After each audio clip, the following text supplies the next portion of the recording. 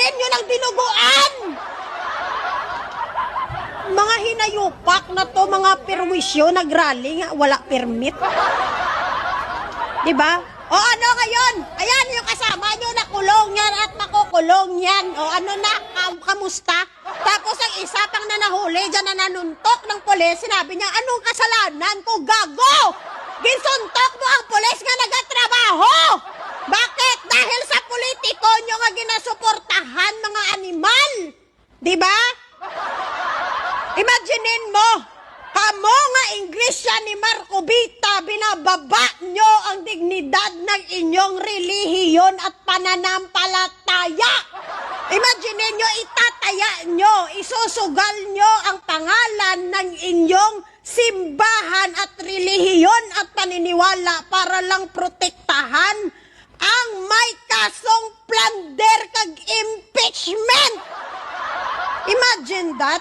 Tapos sisigaw kayo ng accountability and transparency, tapos ang inyong sinusuportahan at pinoprotektahan mga plunderer kag criminal-minded. Hipokrito! Hipokrito ka mo? O nakita nyo na INC?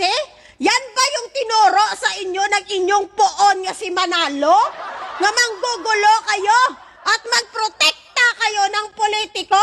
Yan ba yung tinuro sa inyo? Wala namang problema mag-rally kayo kay meron naman tayong karapatan na mag-rally pa na gusto kita. Kuha ka mo permit! Kumuha kayo permit at huwag kayong manakit! Mga animal kayo!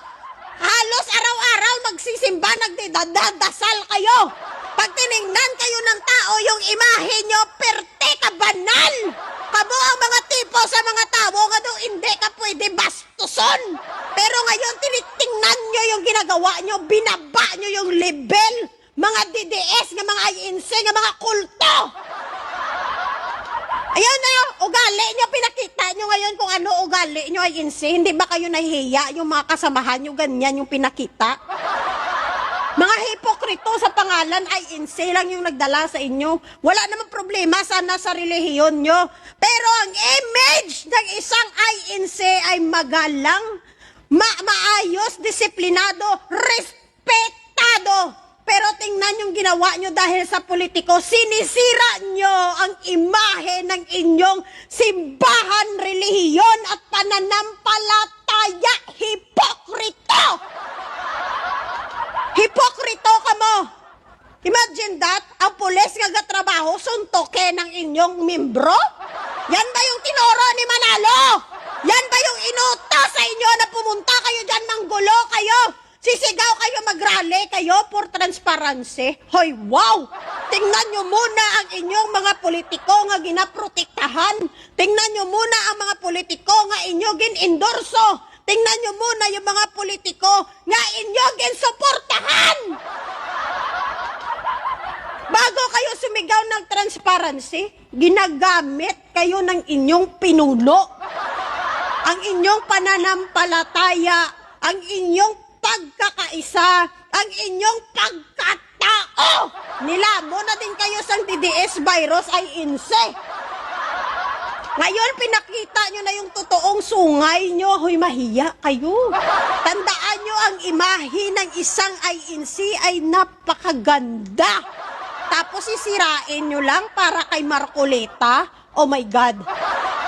Sisirain ang imahe sang INC para sa politiko, para kay Marcolita, para kay Sara, para sa mga nagsosuporta sa mga Duterte at sa China. Sinisira nyo yung ang imahe nyo sa totoo lang. O magalit kayo kung magalit, dito tayo mag-grill toka na tayo. Diba? Ito ay pananaw ko bilang isang Pilipino, bakit nyo sinisira yung imahe nyo, Inglesyanik ni Marcolita? Diba? Iglesia ni Marcobita. Na. Hindi na kamo ya Iglesia ni Cristo, hindi na. Iglesia kamo ni Marcolita. Nga planderer. Oh, okay na kamo? Oh, manggulo pa kamo dyan. Tapos pag hinuli kayo ng pulis at masaktan kayo, pulis na naman ang may kasalanan. O, di ba animal?